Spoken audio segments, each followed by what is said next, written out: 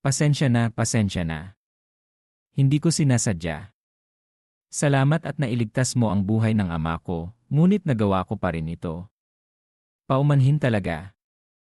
Ayos lang, ayos lang. Kasalanan ko rin, hindi ko nakontrol ang posisyon ko. Hindi kita masisisi, senior sister. At saka, ligtas tayong nakapasok, ngunit baka sa Jade Garden, mas marami pa ang problema. Ang mga tauhan ng Yang Wei Escort Agency ay walang formation talent tulad ni Junior Brother Ye. Para mabuksan nila ang sacrificial altar, kailangan nilang maghain. Kaya gagamitin nila ang pakikipagsapalaran para akitin ang lahat. Buti na lang at maswerte tayo kaya ganito ang nangyari. Hindi ko akalaing magpapadala sila ng Peak Martial Grandmaster na nagtatago ng kanyang martial Dao intent. Kung hindi ko inilabas ang lakas ng aking bloodline para sirain ang pressure, baka napatay na nila tayo. Kasalanan ko dahil sa akin kaya napahamak ang mga junior brother. Hindi ko akalaing makakaharap ko sila at hindi ko ring akalaing maglalakas loob silang gawin ito. Basta maipadala ko ang impormasyon tungkol sa background ng Elig, ayos lang kahit mamatay ako. Hindi nila tayo matutunton. Umalis na tayo, malapit na ang mga yon. Mayroon silang Peak Martial Grandmaster, isang Martial Master, at 10 martial artists. Kung maharap natin sila ulit, tiyak na hindi tayo mananalo. Mas mabuting maghanap na lang tayo ng lugar na mapagtataguan. Ang lugar na ito ay hindi mas mabuti kaysa sa labas. Kahit saan ay may ambush formations. Kung naglakas loob silang pumasok dito, baka manatili na sila rito magpakailanman.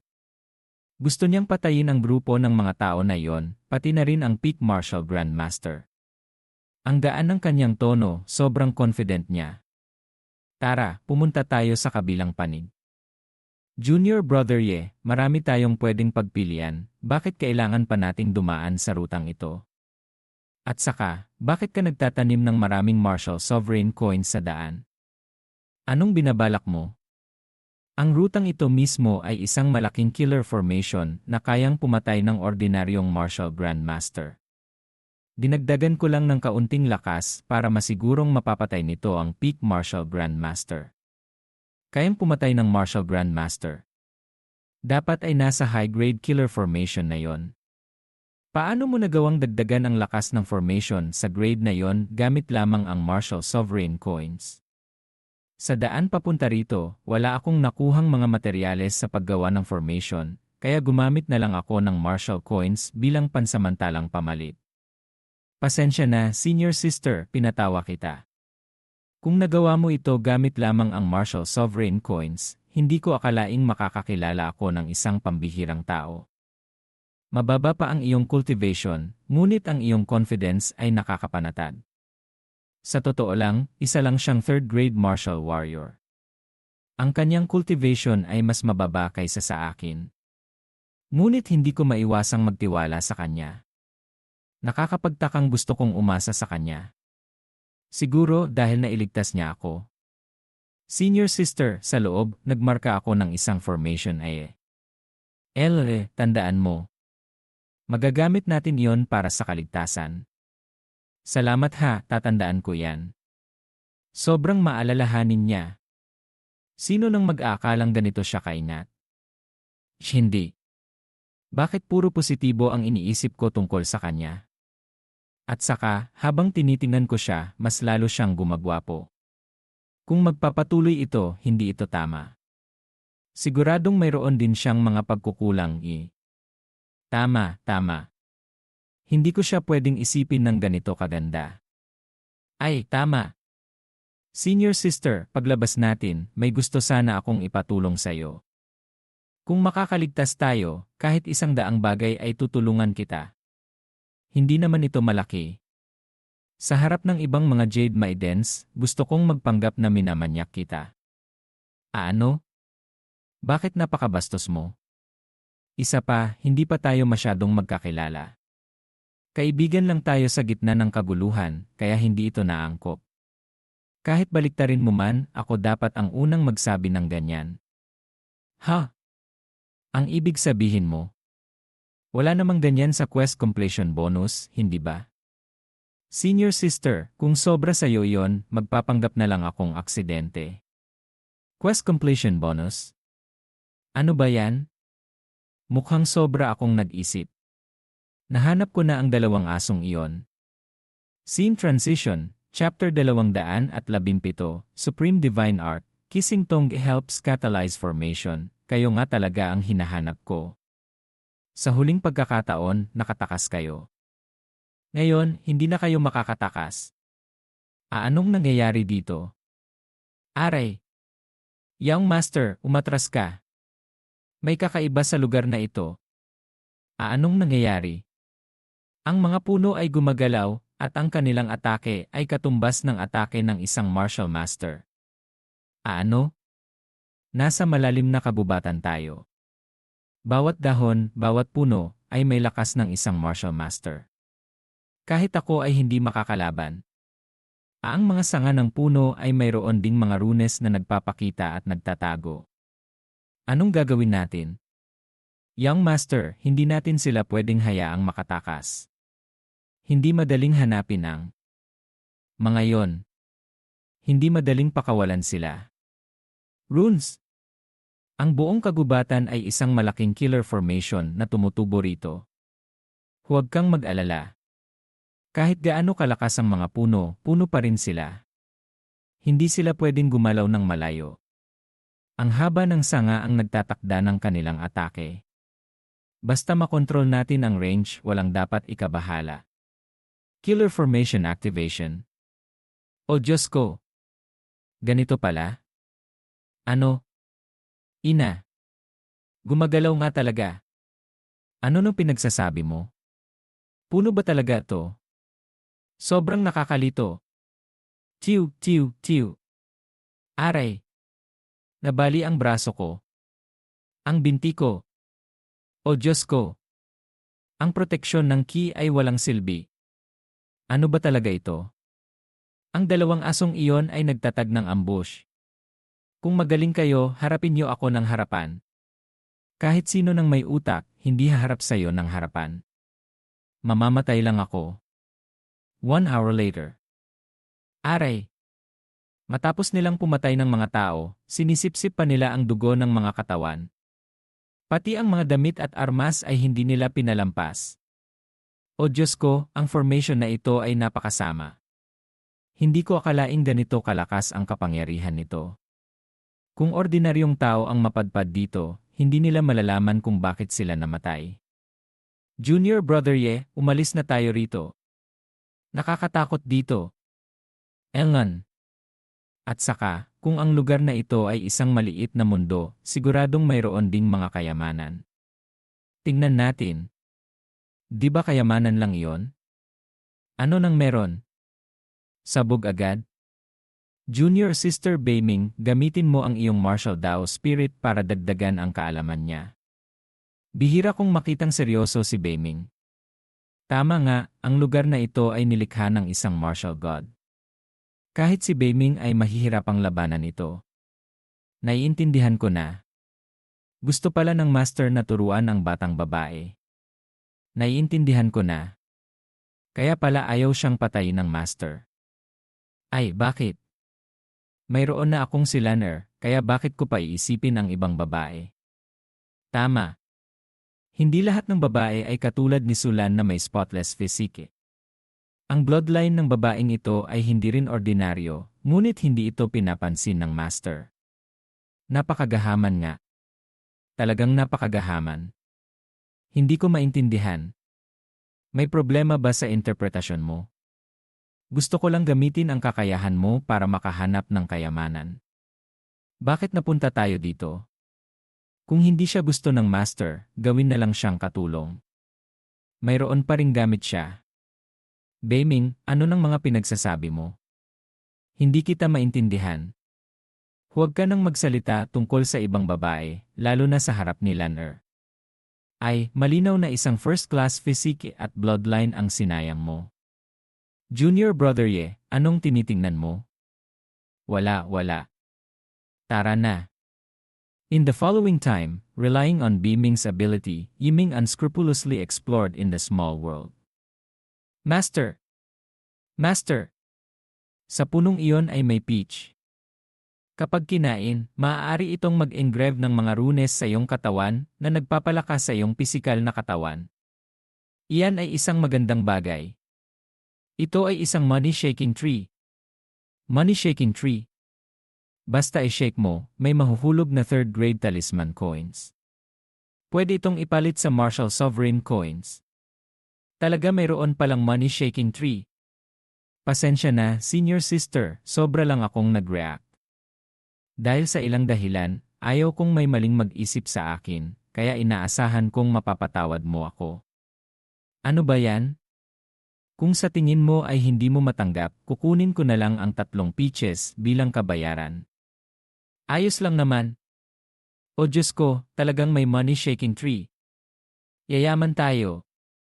Z. Master, ito ay Fire Cloud Grass. Kayang dagdagan ang kapangyarihan ng Fire Attribute skills. Maaari itong gamitin para mag-set up ng Fire Attribute Killer Formation. Malaki ang nakuha natin ngayon.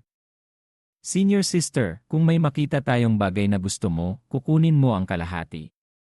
Hindi naman ako kawalan. Hindi pwede. Kung hindi dahil sa tulong ni Junior Brother Ye, patay na ako.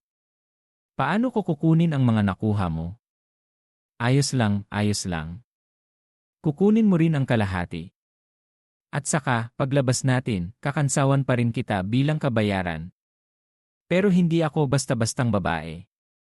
Kung dahil sa gratitude, handa akong isuko ang aking reputasyon.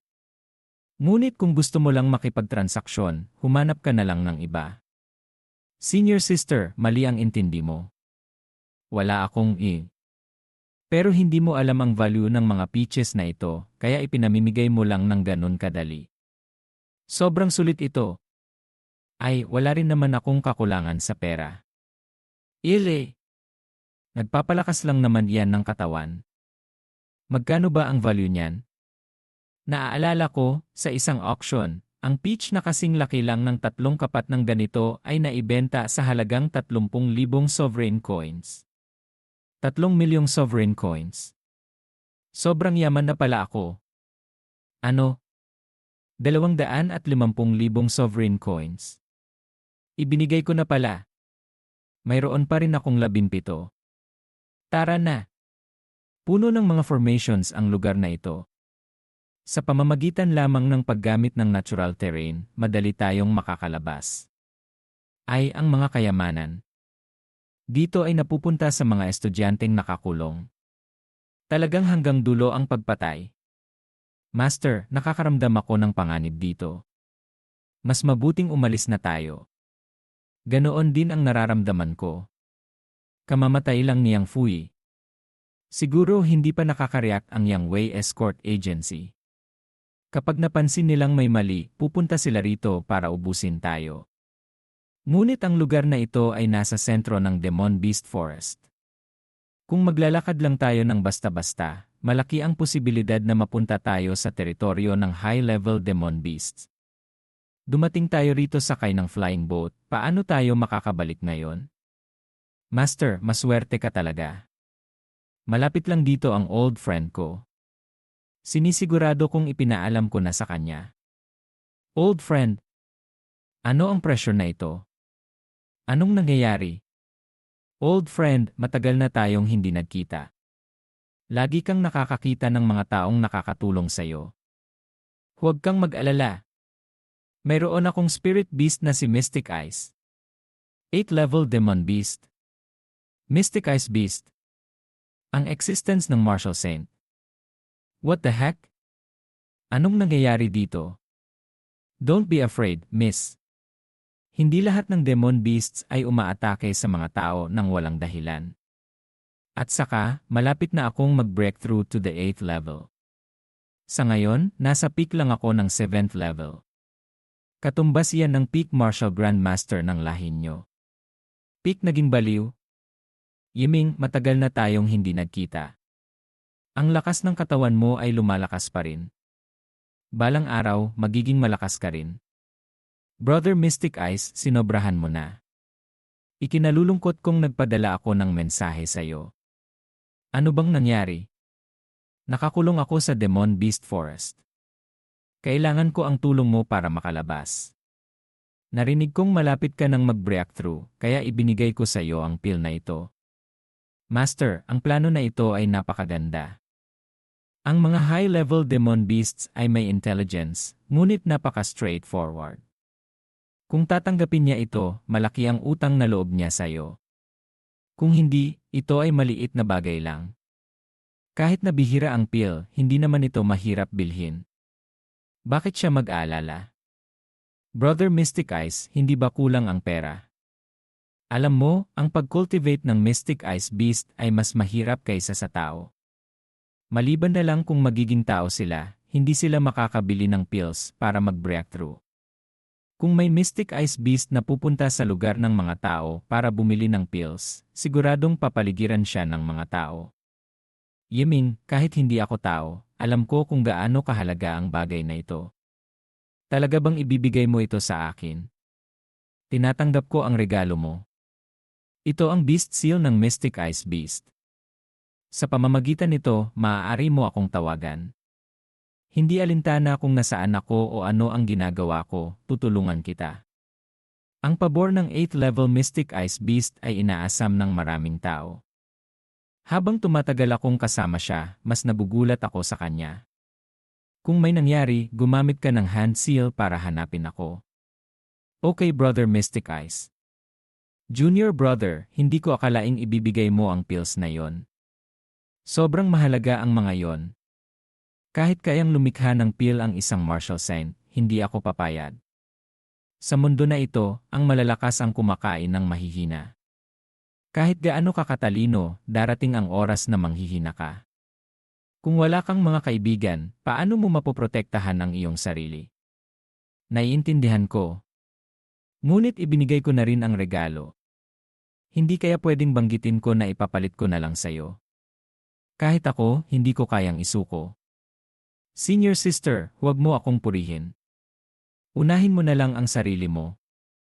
Dapat mo na akong tulungan na tapusin ang deal na yan. Hayaan mo muna akong maghanda. The next day, at the academy, Minyu brought back the news of the students who were injured and the death of the sacrifice at the sacrificial altar. The vice president was furious. He ordered 4 martial sovereigns to kill the Yang Wei escort agency. Anyone from martial artists to martial masters was killed within half an hour. The Yang Wei escort agency was wiped out. Even the 2 large bronze families behind the Yang Wei escort agency were removed. Mabilis na kumalat ang mga balita sa buong Heavenly City. Maraming bersyon ang lumabas. Alam mo ba? Pinatay ng Vice President ang Yang Wei escort agency. Narinig ko dahil pinagalitan ng Young Master ang Vice President. Ang lakas ng loob niya para gawin iyon. Sa tingin ko, nakita niya ang Vice President na nakasuot ng Yi. Ili, sinisiraan niyo lang ang pangalan ng Vice President. Narinig ko rin ang ibang kwento. Narinig ko na gumanon ka. Scene transition, the familiar dog-licking plot starts again. Sa wakas, nag-breakthrough na rin ako. Sa wakas ay nasira ko na rin ang limitasyon sa aking bloodline. Isa na akong martial master. Maraming salamat sa iyo, Lauda. Naiintindihan ko ang lahat, pero ano nang nangyari sa buhok mo? Hindi kita nakilala. Hindi ko rin alam. Nung nag-breakthrough ako, biglang may lumabas na balahibo. Naging ganito ang buhok ko. Sa totoo lang. Nararamdaman ko na naging mas gwapo ako. Kung hindi mo gusto, ahitin ko na lang. Hindi na kailangan. Ayos lang iyan. Lauda, tingnan mo. Hindi ba yon si Minyu? Kinausap mo na ba? Hindi pa. Sandali lang, papakilala ko sa iyo ang aking galing. Scene transition, the female lead looks exactly like the characters from the previous books. Tignan mo iyan. Hindi ba yon si Mingren na naka-purple? Ha? Ganoon ba? Hindi ko siya nakita. Paano hindi mo nakita? Sikat siya. Narinig ko na madali siyang kausap. Tignan mo. Ang kanyang katawan ay perpekto.